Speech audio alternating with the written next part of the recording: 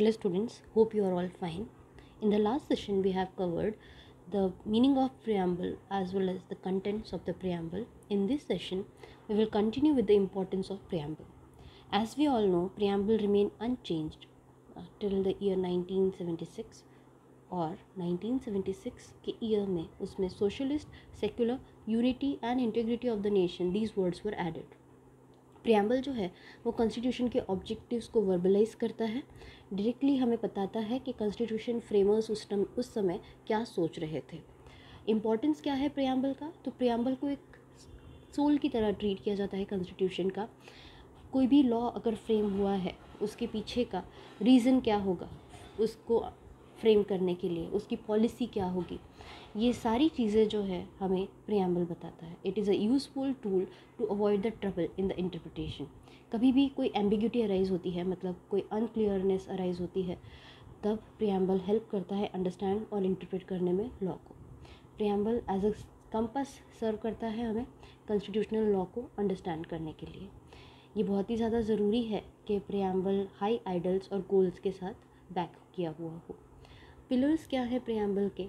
तो हमने ऑलरेडी बहुत सारे वर्ड्स, ये जो वर्ड्स आपको यहाँ पे दिए गए हैं वो हम ऑलरेडी देख चुके हैं प्रियम्बल के कंटेंट्स में. अब आपको यहाँ पे पिलर्स बताए गए हैं. तो सबसे पहला पिलर जो है वो है डेमोक्रेसी. डेमोक्रेसी का सिंपल सा मीनिंग दो ग्रीक वर्ड से आता है, डेमोस और क्रेटोस, मतलब कि पीपल एंड पावर, मतलब peoples power. Also, from the small classes, that is from class 6th or 7th, we are studying democracy means of the people, for the people and by the people.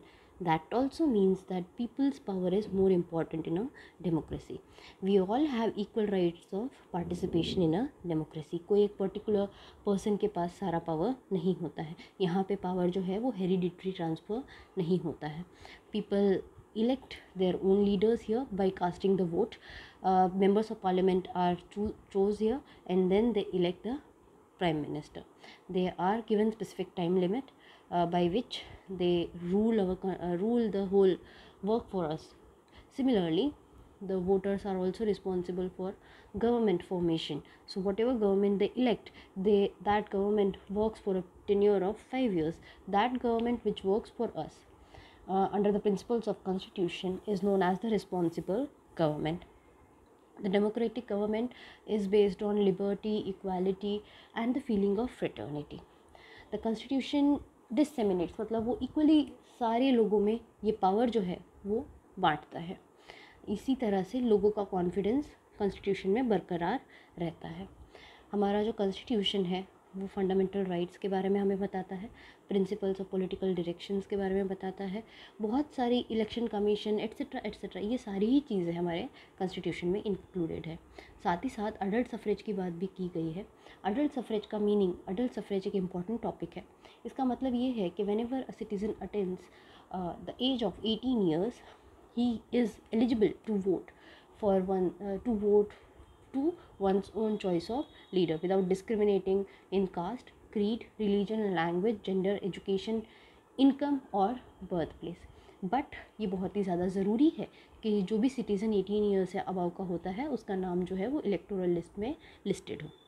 So this was the first pillar. Second one is socialistic. In the year 1976, by the 42nd Amendment, the word socialist was added. As we all know that India is a welfare state. We have the aim of welfare state, मतलब लोगों की भलाई के लिए काम करना, एक ऐसी सोसाइटी एस्टैब्लिश करना.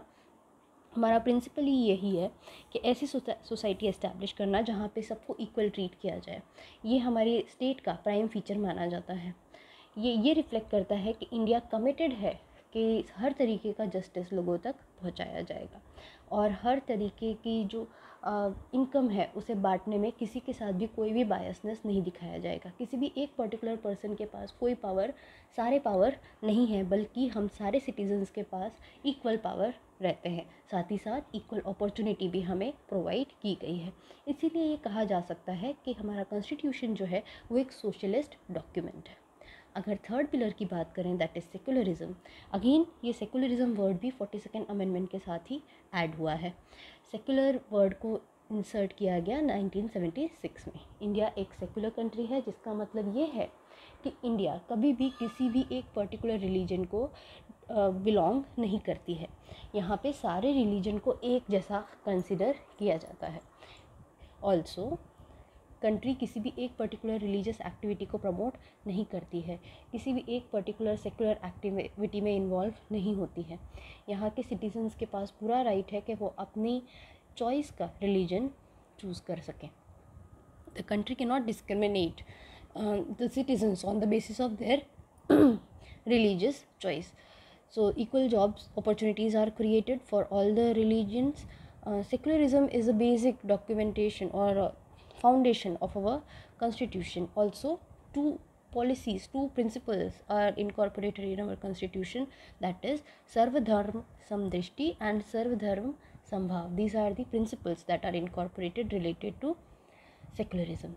Okay, so we are concluding for today till here, and we will continue with the basic features of the constitution in the next session.